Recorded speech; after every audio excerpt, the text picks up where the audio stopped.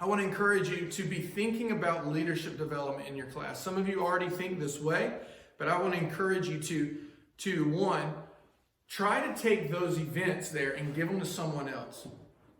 Take that, go to somebody that you potentially see some good fruit in. When you're looking for somebody who socially seems to be able to interact with other people, can read the needs of other people emotionally and socially. Someone who's just aware. I'm not saying someone who's an expert or got a PhD in it. I'm just saying that you can tell, hey, they enjoy people in some way.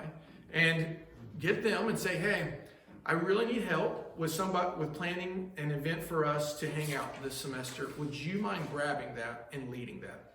And so what that means is that you come up here, or you lead a moment where we try to decide what date, where to go, and then you communicate that out with everyone.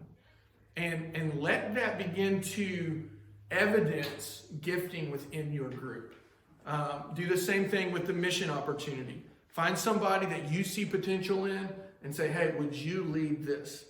And let them do that. And that never goes the way that you would do it, right? Like when we pass leadership on to someone else, it never goes the way that it should be done, right? Like it's always easier for us to do it ourselves.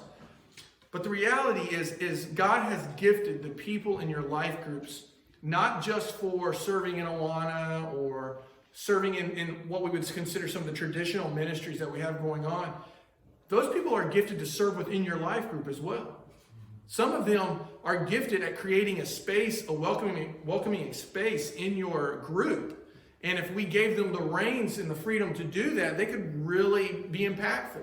So we want to begin to look at how can we get away from the mindset of consumer in our life groups, and how do we get in a mindset of, hey, you really are gifted here. I can tell you're gifted in this.